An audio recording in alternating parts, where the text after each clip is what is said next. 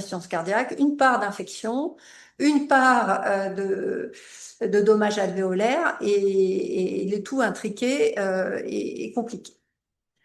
Alors, devant une atteinte interstitielle aiguë, comment est-ce qu'on va raisonner? Il faut raisonner en fonction du terrain, des données cliniques, mais après, ne pas se noyer dans la sémiologie et essayer d'attraper quel est le signe élémentaire prédominant et raisonner en fonction de sa distribution. Donc, je vous ai déjà montré l'exemple là sur les lignes septales. Cette dame, elle avait des lignes septales. Il y a deux causes, la lymphangite, l'insuffisance cardiaque.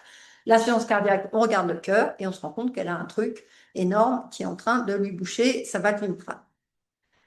Pour ce qui est du terrain, connaître, savoir si on a affaire à quelqu'un qui est immunocompétent ou immunodéprimé, quel traitement il a reçu, hein, il y a une pneumotoxicité d'un certain nombre de médicaments, de traitements, l'immunothérapie, hein, les pneumopathies à l'immunothérapie, c'est quelque chose qu'on voit de plus en plus.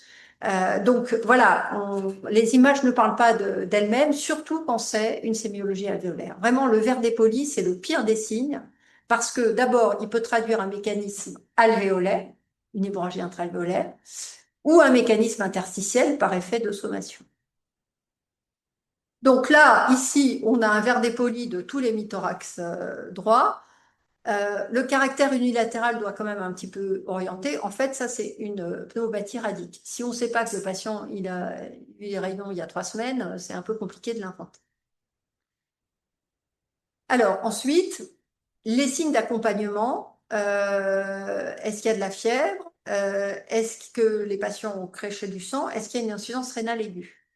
Ça, c'est important. Ça, c'est une patiente qui a été adressée à Pompidou pour un tableau de détresse respiratoire. Donc, ni une ni deux, elle est envoyée en angioscanner thoracique. Sur l'angioscanner thoracique, elle avait d'ailleurs une EP, mais elle a aussi de l'épanchement pleural et plein d'images alvéolaires. Et en fait, cette dame, elle a comme donnée complémentaire qu'elle a craché un peu de sang et qu'elle est en insuffisance rénale aiguë. Et donc, cracher du sang, être en insuffisance rénale aiguë, ça oriente complètement vers les vascularites.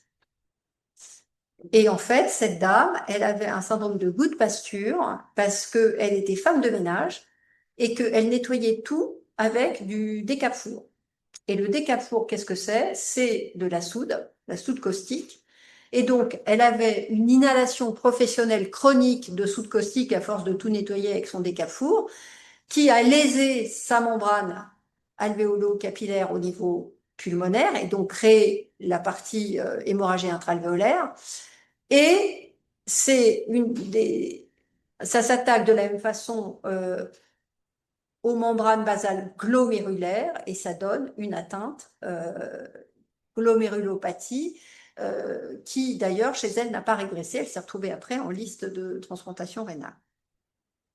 Donc le fait de savoir sur ce tableau-là, pas seulement elle respire pas bien, mais elle a craché du sang, elle a une insuffisance rénale aiguë, euh, des images de verre dépoli diffus sur la notion d'hémoptysie et d'insuffisance rénale aiguë, ça évoque tout de suite les vascularites. Donc, on doit, pour ne pas se perdre, essayer d'identifier le signe élémentaire. Et en gros, j'en ai identifié 4. Les lignes septales, on va y aller vite parce que j'en ai déjà parlé. Les micronodules et puis verre dépoli et condensation. Donc, ligne septale, on passe vite. Juste pour vous montrer la différence entre le caractère lisse et régulier de l'épaississement septal quand c'est une origine cardiogénique ou de surcharge et le caractère irrégulier avec des micronodules quand c'est une lymphangite. Et surtout dans la lymphangite, ça peut être autant dans l'insuffisance cardiaque, c'est bilatéral et symétrique, dans la lymphangite, c'est très, très hétérogène, voire ça peut être complètement unilatéral. Et voilà, juste pour vous montrer, des fois c'est sympa de faire la corrélation avec la napate. Ici, c'est une cloison septale. Ce que vous avez là en rose, c'est une vénule pulmonaire. Et ce que vous avez ici encadré en vert, c'est des lymphatiques bourrés de cellules tumorales. C'est ça la lymphangite K. Les micronodules maintenant. Les micronodules, Il faut analyser la répartition. Si c'est centrolobulaire, il n'y aura pas d'atteinte des scissures. Ça peut être une PHS au stade aigu, je vais vous montrer un exemple. Et quand c'est une distribution aléatoire, miliaire, il y a une atteinte scissurale mais sans plus, et ça peut être une cause infectieuse ou tumorale. Donc voilà, ça c'est le cas d'une jeune femme euh, de 19 ans, étudiante en histoire. Ça c'est une jeune femme qui a un antécédent de cancer de la thyroïde. Et ça c'est, je sais plus. Alors, ces trois distributions différentes, on va commencer par celle, je masque les commandes de vidéo, voilà. Donc, elle, c'est la jeune étudiante en histoire qui s'est présentée aux urgences de l'hôpital Pompidou pour une dyspnée fébrile. OK? Syndrome micronodulaire diffus dyspnée fébrile. Tout le monde a cru qu'elle faisait une miliaire tuberculeuse. Sauf que c'est impossible. Pourquoi c'est impossible? Parce que quand on fait une reconstruction sagittale, on voit qu'il y a un respect complet des scissures. Vous avez ici, on est à droite, la grande scissure, la petite scissure. Or, dans une miliaire, la distribution des micronodules est aléatoire. Elle n'a aucune raison d'épargner les régions juxtascissurales. Donc ça nous prouve que c'est centrolobulaire, que le diagnostic de miliaire tuberculeuse est impossible. Et en gros, c'était une pyobatie d'hypersensibilité. Parce que la veille, elle avait passé sa journée à fourrager dans des vieux parchemins tout moisis qui sont des puissants pneumallergènes. Voilà. Donc, vous voyez comment l'analyse sémiologique peut complètement réorienter le diagnostic, parce que c'est pas du tout la même prise en charge thérapeutique. Le verre dépoli, un verre dépoli aigu, il y a trois diagnostics à évoquer, deux principes. Deux principes, ces trois-là, vous les passez en vue. L'œdème, la pneumocystose, l'hémorragie intralvéolaire.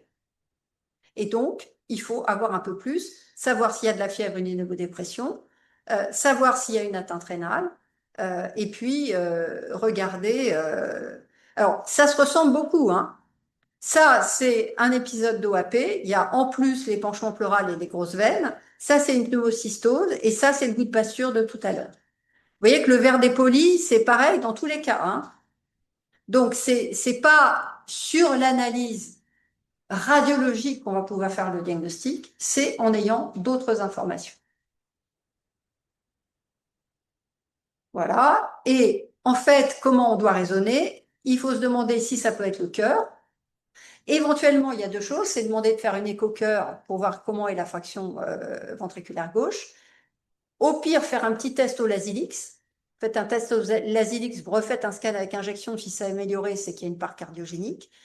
Et en l'absence, une fois que vous avez écarté l'origine cardiogénique, vous faites un lavage, parce que c'est quand même un peu bête d'aller faire un lavage à un OAP. Déjà, ils en ont plein, la flotte, spontanément dans les alvéoles, c'est pas la peine d'en rajouter.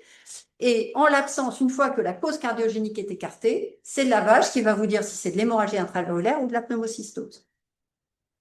L'œdème pulmonaire, qu'est-ce qui va nous orienter? C'est le caractère central du verre dépoli, le fait qu'il y ait aussi des lignes septales et éventuellement des penchements pleurales, qui en l'occurrence n'est pas le cas. La pneumocystose, bon, bah, il faut avoir le terrain, hein, l'immunodépression. Vous voyez que ça peut être asymétrique. Il peut y avoir des condensations associées au verre dépoli, euh, le respect de certains lobules, mais voilà, ça ressemble quand même bien au reste. Et pourquoi est-ce qu'on a des images alvéolaires? Parce que les alvéoles, elles sont bourrées de ce que les anapathes appellent le foam, F-O-A-M, qui est du matériel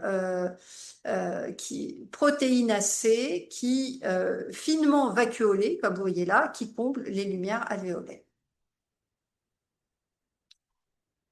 Et puis, hémoptysie et insuffisance rénale aiguë, il faut penser aux vascularites, soit les vascularites en cas, soit le goût de pasture, qui était le cas chez cette patiente qui a été déclarée après en maladie professionnelle, hein, cette femme de ménage qui mettait du chip-chip de Décafour toutes les 5 minutes. Au passage, vous voyez qu'elle a une variante anatomique, qui a une veine cave supérieure gauche. On en parlera sur le cours sur les variantes anatomiques. Bon, bref, il n'y a pas que le décafour, il y a la cocaïne aussi qui donne des goûts de pasture, mais certaines infections virales, des fumées de solvants organiques, Et il faut faire le diagnostic précocement. Pourquoi? Parce que en fait, l'atteinte rénale, elle ne récupère pas, hein. Elle a récupéré au niveau pulmonaire, mais cette patiente de goût de pasture, elle a complètement détruit ses glomérulus. L'hémorragie intra-alvéolaire, je vous en ai un peu parlé quand on a fait le cours sur l'hémoptysie. Ce qui l'évoque, c'est le contraste entre une abondance très grande du verre dépoli et des crachats hémoptoïques qui sont très très limités, voire des fois complètement absents, hein. Vous voyez, dans 20 à 30% des cas, il n'y a pas de crachat hémoptoïque. Et donc, c'est le lavage qui va faire le diagnostic avec un score de Gold sans faute supérieur à 20.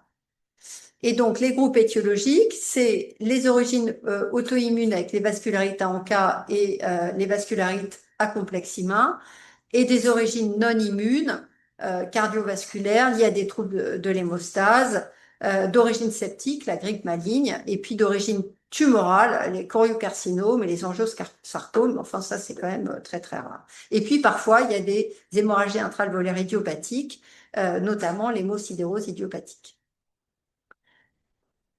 Je termine avec la condensation alvéolaire comme signe prédominant. C'est aussi peu sympathique que le verre dépoli parce que, pareil, hein, c'est pas l'image qui va nous donner le diagnostic, c'est vraiment le contexte, les signes associés.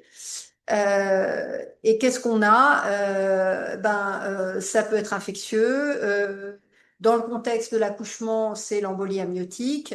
Les SDRA, en période épidémique de Covid, ben, voilà, c'était le Covid, hein, par défaut. Et voilà, toujours savoir le contexte. Ça, c'est un OAP, vous voyez, des lignes septales associées euh, dans un contexte de pré-éclampsie. Ça, c'est une embolie. J'ai pris dans la littérature. Moi, j'en ai jamais vu, hein, des embolies amniotiques.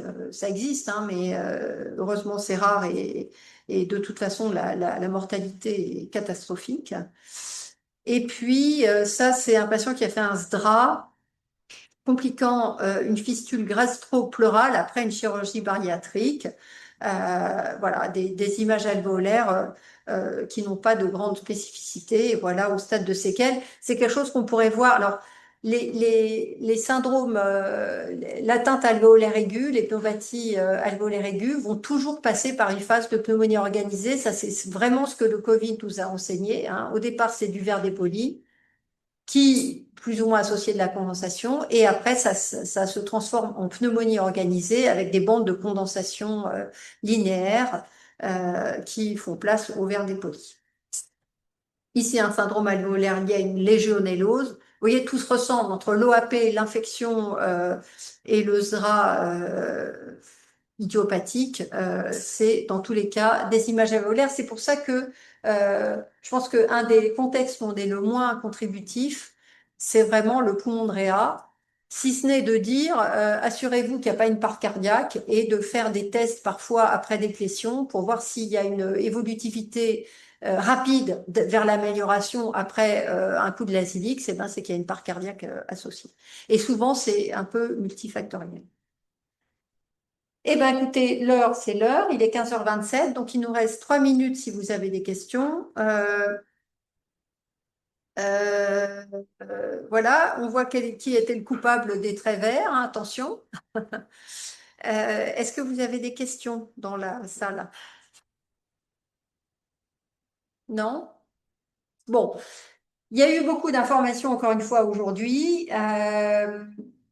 Je pense que le cours vraiment important, c'est vous vous sentiez à l'aise sur l'hémoptysie, hein, parce que c'est un motif fréquent de scanner en urgence. Euh, et moi, ça m'a clarifié les idées. La première fois où j'ai monté un cours sur la prise en charge des hémoptysies, maintenant c'est très clair. On sait les questions qu'il faut se poser. C'est quoi le côté? C'est quoi le vaisseau? Et en dernier, c'est quoi la cause? Et surtout,